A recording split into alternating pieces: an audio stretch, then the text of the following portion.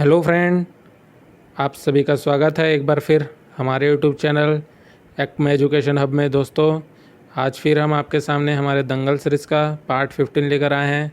इस सीरीज़ में आपको पता है हम railway previous year GK GS question की प्रैक्टिस करते हैं, जो कि आपके exam ALP group D, JE RPF NTPC में पूछे जा चुके हैं। उन सभी के सेलेक्टेड क्वेश्चन जीके जीएस के उसको हम यहाँ पे प्रैक्टिस करते हैं, और ये आने वाले एग्ज़ाम आपके एनटीपीसी ग्रुप डी 2020 के लिए बहुत ही ज़्यादा हेल्पफुल होगा। अगर आप इस सीरीज़ को अभी तक फॉलो नहीं कर रहे हैं तो आप जल्द से जल्द इस सीरीज़ को फॉलो करें, ताकि आपके आने वाले एग्ज़ाम में बहुत ही ज़्यादा आपको मदद मिल सके। और हाँ फ्रेंड, अगर आप इस चैनल पर नए हैं तो चैनल को सब्सक्राइब कर लें और बेल आइकन को दबाना ना भूलें, ताकि आपके तक हमारा अपडेट तुरंत से तुरंत पहुंच सके। और ज़्यादा से ज़्यादा शेयर करें, आपके दूसरे फ्रेंड्स को भी मदद मिल सके। तो चलिए आज का सेशन स्टार्ट करते हैं।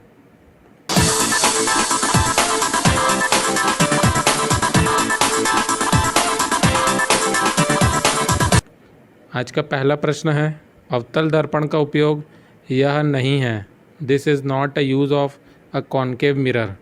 तो आपको बताना है कि कॉन्केव मिरर का इनमें से चार ऑप्शन में से कौन सा है जो कॉन्केव मिरर का इस्तेमाल नहीं होता है। तो पहला ऑप्शन है टॉर्चों में, दूसरा है रियर व्यू दर्पण के रूप में, तीसरा है सेविंग मिरर के रूप में, चौथा है हेडलाइट में। तो आपको पता है फ्रेंड कि जो कॉन्केव मिरर होता है वह टॉर्च में यूज़ होता है। अगर आप हमारा प्रीवियस ईयर्स का अगर ये हमारा देख रहे होंगे सीरीज़, दंगल सीरीज़, तो आपको पता होगा हमने क्वेश्चन प्रैक्टिस की है कि टॉर्च में कॉन्केव मिरर यूज़ होता है, शेविंग मिरर में भी कॉन्केव मिरर यूज़ होता है, हेडलाइट में भी हम यूज़ करते हैं। लेकिन जो सेकंड ऑप्शन है रियर व्यू मिरर, इसमें हम कॉन्केव मिरर का नहीं, कॉन्वेक्स मिरर, उत्तल दर्पण का यूज़ करते हैं। तो इस क्वेश्चन का सही आंसर होगा as a rear view mirror. Second option इस क्वेश्चन का सही आंसर हो जाएगा।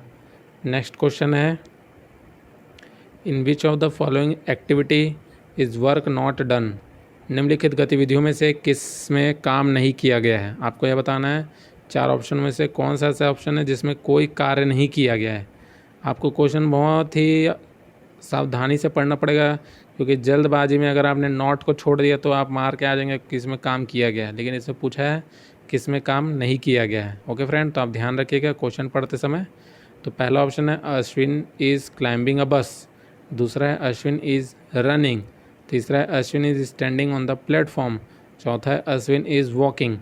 तो आप देख रहे हैं कि पहला ऑप्शन में तो बस चढ़ रहा है तो काम कर रहा है, दूसरे में तो दौड़ रहा है तो जाहिर सी बात है काम कर रहा है, तीसरे में चल रहा है, लेकिन चौथे में चल रहा है वॉकिंग कर रहा है तो भी वो काम कर रहा है।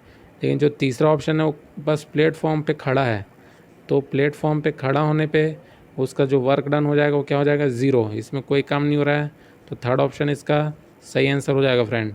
ऑप्शन नंबर 3 इस क्वेश्चन का सही आंसर है। नेक्स्ट क्वेश्चन देखते हैं, consider the following statement and select the best option.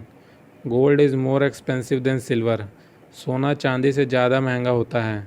चार ऑप्शन है, पहला है हमेशा, हमेशा महंगा होता है, दूसरा कभी कभी, दूसरा कभी नहीं, कभी महंगा नहीं होता है, तीसरा अक्सर महंगा होता है, चौथा कभी कभी महंगा होता है। तो आपको पता है जो सोना है वह चांदी से हमेशा हमेशा महंगा होता ही है friend.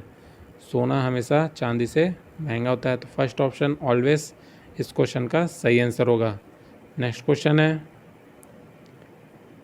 The prime minister of India unveil a 112 feet 112 feet bust of lord Shiva in an Adiyogi pose at the Isha yoga centre in 2017। In which city is this statue located. चार ऑप्शन आपके सामने, पहला अमरनाथ, दूसरा वाराणसी, तीसरा केदारनाथ, चौथा कोयम्बटूर। इस क्वेश्चन का सही आंसर है कोयम्बटूर। कहाँ पे है ये, कोयम्बटूर में है। अगर फ्रेंड आप देख रहे हैं 2017 में पूछा गया है, अगर इसमें से 2017 हटा के वो बस ये पूछ ले कि लॉर्ड शिवा जो कि आदि योगी पोज में है उनका स्टैचू 112 फीट का कहाँ पे है, तो आपको ये पता होना चाहिए कि कोयम्बटूर में। ये स्टैटिक क्वेश्चन भी बन सकता है, अगर आप इसको करंट अफेयर के जैसे नहीं देखेंगे तो स्टैटिक भी बन सकता है, इसलिए क्वेश्चन आपके सामने लाया गया है। नेक्स्ट क्वेश्चन है, which one of the following oxide of nitrogen is also known as laughing gas. Nitrogen के निम्न ऑक्साइड में से किसको लाफिंग गैस के रूप में जाना जाता है? तो आपको बताना है लाफिंग गैस किसको बोलते हैं। पहला है NO2, दूसरा है NO, तीसरा है N2O5, चौथा है N2O। इस क्वेश्चन का सही आंसर होगा option number 4 N2O, nitrous oxide. क्या बोलते हैं friend? Nitrous oxide, nitrous oxide इसको बोला जाता है। ओके फ्रेंड, तो laughing gas fourth option, nitrous oxide N2O, याद रखिएगा। रेलवे का बहुत ही IMP क्वेश्चन है। नेक्स्ट क्वेश्चन है the diameter of the reflecting surface of A spherical mirror is called. किसी गोलाकार दर्पण की परावर्तक सतह के व्यास को क्या कहा जाता है? 4 ऑप्शन आपके सामने। पहला है फोकस, दूसरा है पोल, तीसरा प्रिंसिपल एक्सिस, चौथा है एपरेचर या छेद। तो आपको पता है क्या बोला जाता है? इसको बोलते हैं फोर्थ ऑप्शन एपरेचर। तो the diameter of reflecting surface जो होता है स्फेरिकल मिरर का जो डायमीटर होता है उसको हम क्या बोलते हैं? एपरेचर। ओके फ्रेंड, याद रखिएगा। IMP क्वेश्चन है ये क्वेश्चन रिपीट भी हो सकता है, बहुत ही ज़्यादा IMP क्वेश्चन है। नेक्स्ट क्वेश्चन देखते हैं। Who is the author of the autobiographical book on my term from the grass roots to the corridor of power. आत्मकथा लेखन on my terms from the grass roots to the corridors of power के लेखक कौन है? 4 option आपके सामने हैं। पहला है लालू प्रसाद यादव, दूसरा है मनमोहन सिंह, तीसरा शरद पवार, चौथा है अमित शाह। इस क्वेश्चन का सही आंसर है शरद पवार। तो आप देख रहे फ्रेंड, ये बुक्स एंड ऑथर से रिलेटेड क्वेश्चन है। इस बुक्स एंड ऑथर से रेलवे बहुत ज़्यादा क्वेश्चन पूछता है, तो बुक्स एंड ऑथर बहुत अच्छे से करके जाइएगा। और हमारा जो करंट अफेयर का एक सीरीज़ है जिसमें बुक्स एंड ऑथर के दोनों पार्ट डाल दिए गए हैं, 2 पार्ट डाले गए हैं, और उसमें बहुत ही अच्छे तरीके से आपको शॉर्ट ट्रिक के जरिए से बताया गया है, तो आप उसको ज़रूर देखें। उसमें पूरा books and author complete A to Z पढ़ाया गया फ्रेंड। ओके, इसको आप शॉर्ट ट्रिक की तरह याद भी कर सकते हैं, इसमें कुछ रटने की बात नहीं है। इसमें आप देखिए, इसमें लास्ट में क्या लिखा है? Power, corridor of power. और ये देखिए शरद पवार, शरद पवार या पावर आप बोल सकते हैं, शरद पावर। तो पावर पवार, पावर पवार, ऐसे आप करके मिला सकते हैं। थर्ड ऑप्शन इस क्वेश्चन का सही आंसर है। नेक्स्ट क्वेश्चन है dash are the carrier of heredity material. अनुवांशिक सामग्री के वाहक हैं। तो 4 ऑप्शन आपके सामने। पहले गैमेट्स, दूसरा जर्म सेल, तीसरा जेनेटिक्स, चौथा है जीन्स। तो आपको पता है एक हेरिडिटी होती है, जैसे अगर हमारे माता पिता को कोई हेरिडिटी होती है, कुछ आदत होती है, तो बच्चे में भी आ जाती है वही आदत सेम टू सेम बच्चों में भी आ जाती है। तो उसको वो किससे आती है, कौन उसको लेके आता है, वो किससे ट्रांसफ़र होता है, उसका कैरियर कौन है, ये पूछ रहे हैं। इस क्वेश्चन का आंसर है ऑप्शन नंबर 4 जीन्स। तो वो जीन्स से ट्रांसफ़र हो के आती है, जीन्स। ओके फ्रेंड, जीन इस क्वेश्चन का सही आंसर है। नेक्स्ट क्वेश्चन देखते हैं। If 2 coulomb of charge flow through any cross section of a conductor in 1 second, what will the current flowing through it. किसी विद्युतीय चालक के किसी भी क्रॉस सेक्शन से 2 कूलॉम्ब का आवेश 1 सेकंड में प्रवाहित किया जाता है, तो इसमें उत्पन्न करंट कितना होगा? 4 ऑप्शन आपके सामने। पहला है ½ एम्पियर, दूसरा 1 एम्पियर, तीसरा 1/4 एम्पियर, चौथा 2 एम्पियर। तो आपको पता होना चाहिए कि करंट कैसे निकालते हैं, करंट का फॉर्मूला क्या होता है। तो इस क्वेश्चन का आंसर आप आसानी से कैलकुलेट कर सकते हैं अगर आपको करंट का फॉर्मूला पता है तो। ओके फ्रेंड, तो आपको पता है कि क्या होता है चार्ज, क्यू होता है, करंट होता है I, क्यू होता है I होता है, और I क्या होता है? Charge per unit time. Okay friend, current क्या होता है? Charge per unit time.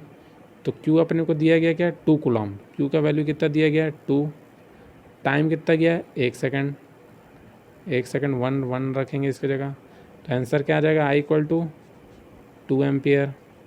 तो कौन सा ऑप्शन में दिया है? Fourth option. इस क्वेश्चन का सही आंसर होगा ऑप्शन नंबर 4। ओके फ्रेंड, तो आप देखिए, आप बेसिक क्वेश्चन करिए। मैं हर सीरीज़ में एक ही बात बोलता हूँ, बेसिक न्यूमेरिकल बना के जाइए। रेलवे बेसिक न्यूमेरिकल ज़रूर पूछता है, बहुत ही आसान है, बहुत ईजी आप पढ़ सकते हैं, बहुत ही आसानी से आप कर सकते हैं। अगर आपको बेसिक फार्मूला भी याद है तो आप निकाल सकते हैं इसका आंसर बहुत ही आसानी से, ज़्यादा डीप में पढ़ने की आपको ज़रूरत नहीं है। नेक्स्ट क्वेश्चन देखते हैं। The reproductive part of a flower are. एक फूल के प्रजनन का भाग कौन सा है? 4 ऑप्शन आपके सामने। पहला है स्टेमन एंड कार्पल, दूसरा है कैलिक्स एंड कोरोला, तीसरा है कैलिक्स एंड कार्पल, चौथा है कोरोला एंड स्टेमन। इस क्वेश्चन का प्रैक्टिस हमने प्रीवियस ईयर में भी कर चुके हैं, ये रेलवे कम से कम अभी तक 4 से 5 बार पूछ चुका है इस क्वेश्चन को। तो इस क्वेश्चन का सही आंसर है पहला, stamen and carpel. Stamen and carpel इस क्वेश्चन का सही आंसर हो जाएगा। यह है एक फूल के प्रजनन का भाग स्टेमन एंड कार्पल होता है। ओके फ्रेंड, नेक्स्ट क्वेश्चन है, consider a hypothetical planet whose mass and radius are both half that of Earth.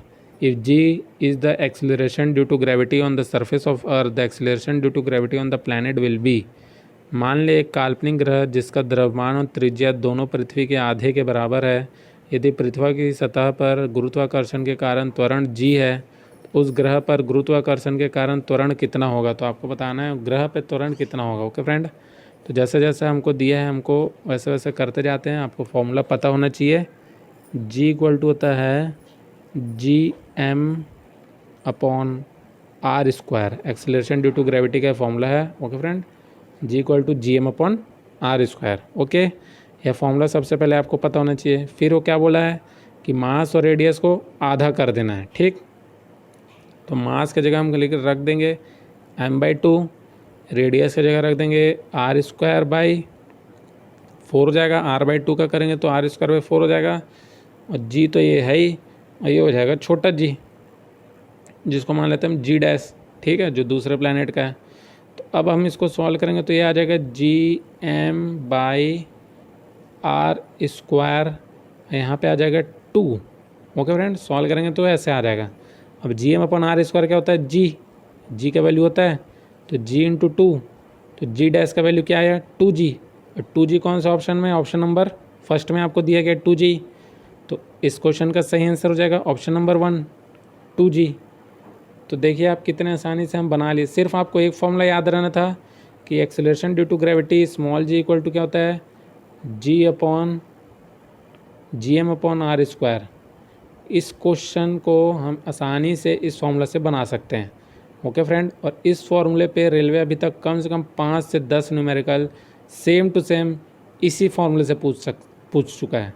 कभी रेडियस आधा कर देता है, कभी 1/3 कर देगा, कभी मास को आधा कर देगा, कभी उसको 1/3 कर देगा। इसी फॉर्मूले पे बेस कम से कम 5 से 10 क्वेश्चन अभी तक रेलवे पूछ चुका है। तो यह वाला जो फॉर्मूला है बहुत ही ज़्यादा IMP हो जाता है आपके NTPC एग्ज़ाम के लिए।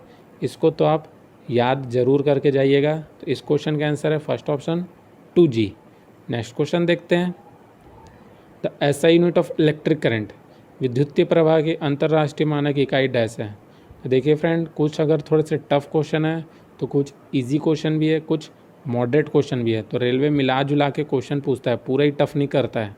समझ रहे फ्रेंड, अगर कोई शिफ्ट में बहुत ज़्यादा ही टफ क्वेश्चन आ रहे हैं तो उस शिफ्ट में नॉर्मलाइजेशन भी अच्छा खासा रेलवे करता है। 15-15 नंबर भी बढ़ा देता है नॉर्मलाइजेशन में। आपको पता ही है LP में क्या हाल हुआ था। 4 ऑप्शन आपके सामने, पहला वोल्ट, दूसरा मिली एम्पियर, तीसरा एम्पियर, चौथा माइक्रो एम्पियर। तो आपको पता है करंट का क्या होता है ऐसा यूनिट, थर्ड ऑप्शन एम्पियर सही आंसर हो जाएगा इसका।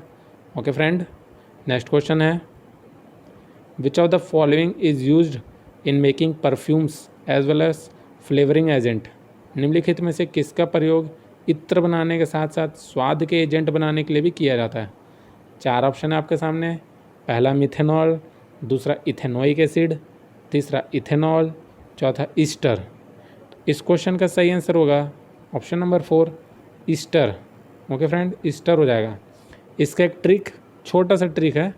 जैसे आप जानते हैं कि एक फेस्टिवल भी होता है, शायद ईस्टर होता है। ईस्टर एक फेस्टिवल भी होता है, उसमें हम केक, कुकीज़, बहुत सारे स्वादिष्ट व्यंजन बनाते हैं, बहुत ही अच्छे चीज़ बनाते हैं खाने के लिए। तो इसमें आपको लिखा हुआ है फ्लेवरिंग एजेंट, तो हम उसमें फ्लेवर कैसे डालेंगे, ईस्टर डालेंगे। तो ईस्टर फेस्टिवल में बहुत ही स्वादिष्ट व्यंजन बनता है, तो उसका आंसर क्या हो जाएगा, स्वादिष्ट व्यंजन ईस्टर। ओके फ्रेंड, और परफ्यूम, उस खाने से बहुत ही सुगंधित खुशबू भी आती है, तो ईस्टर इसका आंसर हो जाएगा। तो बहुत ही आसान ट्रिक है, आप याद रख सकते हैं। ईस्टर एक फेस्टिवल है, उसी के नाम पे ये केमिकल का भी नाम है, Easter. Okay friend, next question है, who is the current chairman of the All India Council for Technical Education. अखिल भारतीय तकनीकी शिक्षा परिषद के वर्तमान अध्यक्ष कौन है।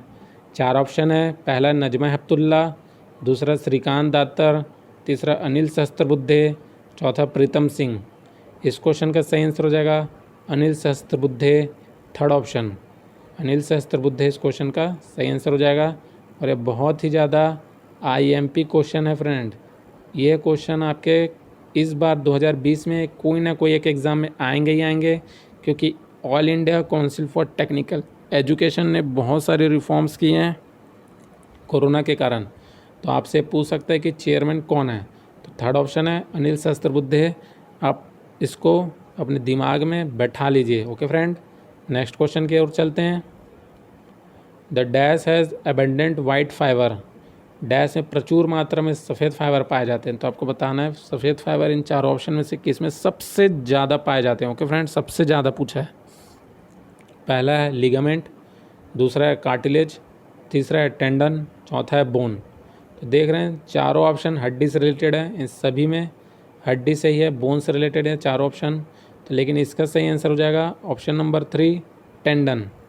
टेंडन इस क्वेश्चन का सही आंसर होगा, option number 3 tendon. Okay friend, the tendon है एबुडेंट वाइट फाइबर।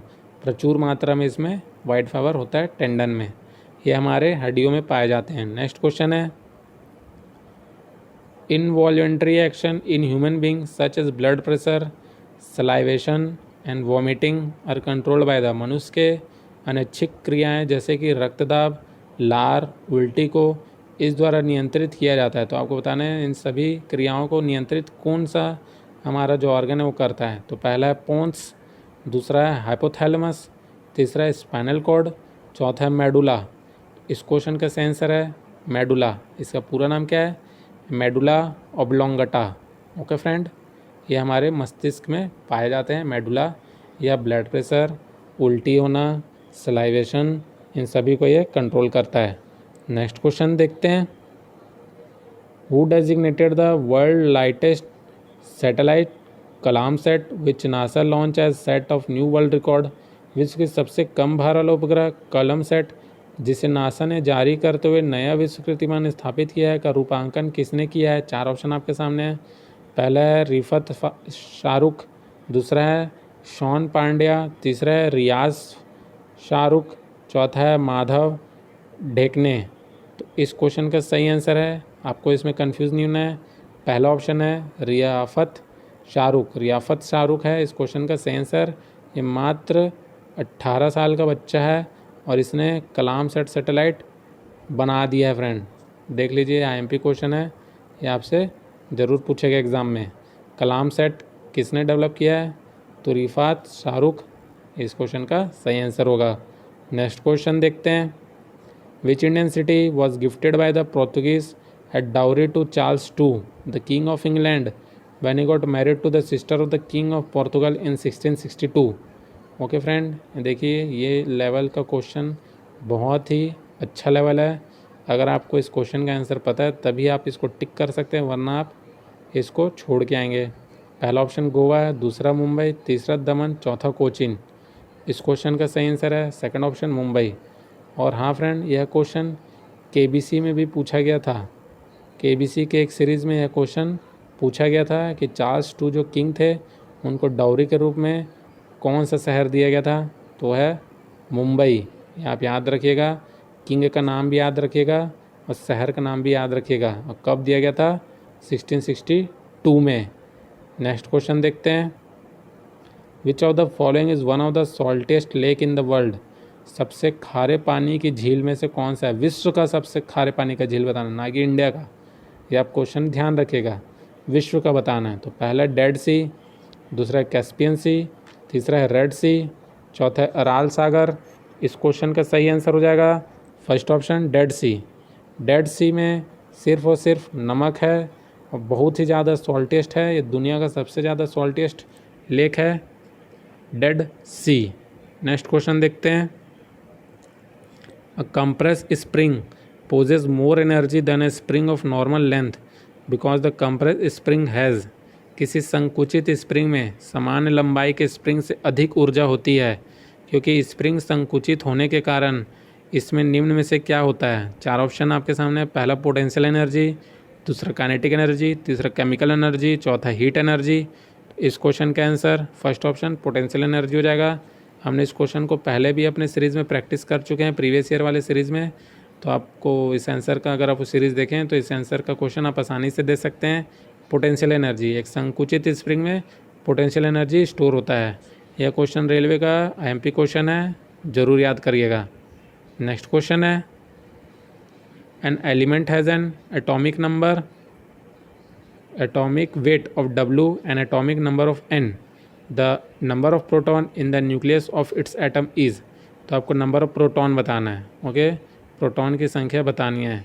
तो आपको पता होना चाहिए कि प्रोटॉन की संख्या किसके बराबर होती है। तो प्रोटॉन की संख्या होती है आपको एटॉमिक नंबर के बराबर। ओके फ्रेंड, एटॉमिक नंबर के बराबर जो एटॉमिक नंबर होता है वही प्रोटॉन का नंबर होता है। तो एटॉमिक नंबर क्या है यहाँ पे, N है। एटॉमिक नंबर हमें क्या दिया गया है, N।